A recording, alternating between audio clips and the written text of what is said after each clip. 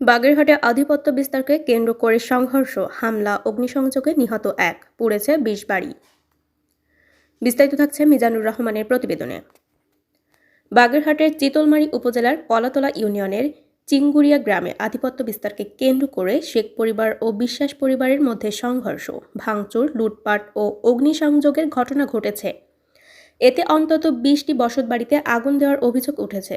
এ ঘটনায় শেখ পরিবারের রাজীব শেখ বয়স ২০ নিহত হয়েছেন এবং দুই পক্ষের অন্তত ১৫ জন আহত হয়েছেন। নিহত রাজীব শেখ একই ইউনিয়নের ফারুক শেখের ছেলে। স্থানীয় সূত্রে জানা যায়, বৃহস্পতিবার ২৬শে মার্চ সন্ধ্যার পর বিশ্বাস পরিবারের লোকজন সংবদ্ধভাবে শেখ পরিবারের ওপর হামলা চালায়। হামলাকারীরা বাড়িঘরে ভাঙচুর, লুটপাট চালিয়ে আগুন ধরিয়ে দেয়। তাদের তাণ্ডবে শেখ পরিবারের প্রায় ২০টি বসতঘর পুড়ে ছাই হয়ে যায়।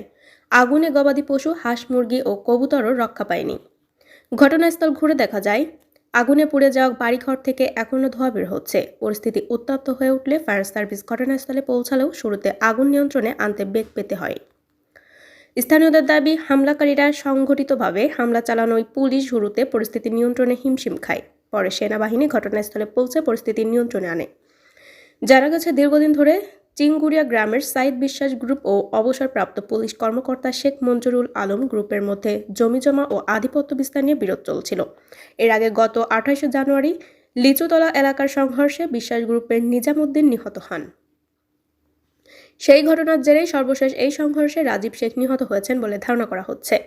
এ ঘটনায় এখন পর্যন্ত একজনকে গ্রেপ্তার করা হয়েছে। ঘটনার পর বাগেরহাটের পুলিশ সুপার মোহাম্মদ হাসান চৌধুরী ঘটনাস্থল পরিদর্শন করেছেন। পরিস্থিতি নিয়ন্ত্রণে রাখতে এলাকায় অতিরিক্ত পুলিশ মোতায়েন করা হয়েছে। আরও বিস্তারিত জানতে চোখ রাখুন জাতীয় দৈনিক অভয়নগর পত্রিকায়। কারা পুরাইছে আমরা ভালো খবর জানি না, তবে কবরটাও রক্ষা পাইনি। এসে দেখি বাড়ি ঘর হোড়াইছে, কবরটাও হোড়াই দিয়েছে। এরা যে কি করছে তা আমরা জানি না।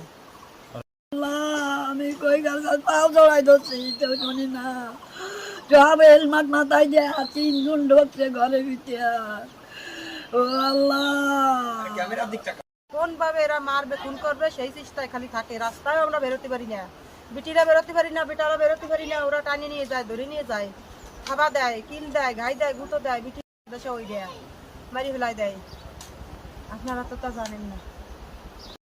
সন্ত্রাসী বাহিনী নিয়ে আমাদের বাড়ি আক্রমণ করে এবং তার সাথে কালা বিশ্বাস, সোহাগ মেম্বার, তারপরে আকব্বার শেখ, আরও অনেকে, রেজন বিশ্বাস, এরকম অনেকে আছে। ২০০ থেকে ২৫০ লোক আইসে, বুঝছেন।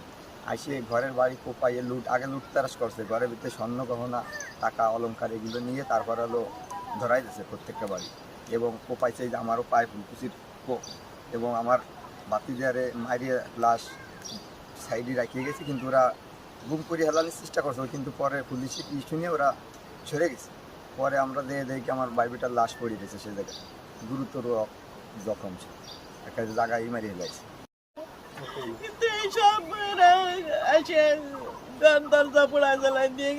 লুটপাট করে নিয়ে গেছে। আর ওটা আমার চাচার ঘর, দুইটা তো পুড়িয়ে শেষ। আর এতবার পুলিশের দ্বারা গেছি যে স্যার আপনারা একটু নিয়ন্ত্রণ করেন, সেই পুলিশে তো আগুলো না, যান মরি যাক শেরপর যাবানি, এইরকম আমার মানে যতবার গেছি খেদাই খেদাই দিছে। এই পুলিশ প্রশাসন যদি করতো তাহলে এত দূর পর্যন্ত হতো না। ব্যস্ত ছিলাম, আমার ভাই বেটা রাজীবকে এইখানে মেরে ঢাইকা রেখে দিয়েছে। তার বাড়ি ছিল ওই সাইডে, যাকে ঢাইকা আমরা কেউ আর জানি না। আমরা সবাই আগুন নিবানোর জন্য ব্যস্ত ছিলাম। তারপরে আমার এক মহিলা এসে দেখে যে এখানে একটা লাশ ফেলানি। পরে আমরা সবাই মিলে যখন আসছি, সবাই তখন কান্নাকাটি করছি, দেখি যে ও বেঁচে আছে কিনা। আমরা হসপিটালে নেওয়ার জন্য অনেক চেষ্টা করছিলাম, এখন দেখি সে মারা গেছে। তাকে অনেকক্ষণ আগে তাকে মারছে। পুলিশ প্রশাসন ছিল না? পুলিশ প্রশাসন ছিল, কিন্তু তারা আমাদের বসে গিয়ে তোমরা সবাই ভিতরে যাও, তাকে দেখতেছি। ওরা আমাদের ই করে, আমাদের ভিতরে নাই। আর তারা আমাদের মাইরে করে, আমাদের সব তারা আমাদের ভিতরে ঢুকে একদম সব আমাকে আগুন ধরে পুরাই দেয়। এমন ঘটনা কোনোদিন ঘটে নাই। 1971 সালের চেয়েও মারাত্মক বেশি। এরকম ঘটনা পৃথিবীতে খুব অনেক জায়গায় হয় নাই। এত জ্বালানো পোড়ানো জীবনে দেখিনি। এর চাইতে আর দেখার কিছু নাই, সব শেষ। এই অঞ্চলের মানুষের বিক্রি করা ছাড়া কোনো পথ নাই। বাগেরহাট জেলার চিতলমারী থানার চিঙ্গুরি গ্রামের দুই পক্ষের ভিতরে সংঘর্ষের ঘটনা ঘটে। এই সংঘর্ষের ঘটনাকে কেন্দ্র করে একটি পক্ষের 10 থেকে 12টি বাড়িতে আগুনের ঘটনা ঘটে এবং একজন নিহত হন। নিহত মরদেহ এখন খুলনা মেডিকেল কলেজ হসপিটালে আছে। এই ঘটনায় আমরা একজনকে গ্রেপ্তার করতে সক্ষম হয়েছি এবং আইনগত প্রক্রিয়াধীন। এই ঘটনায় যারা যারা জড়িত প্রত্যেককে আমরা আইনের আওতায় নিয়ে আসবো এবং দোষীদের শাস্তির ব্যবস্থা করা হবে।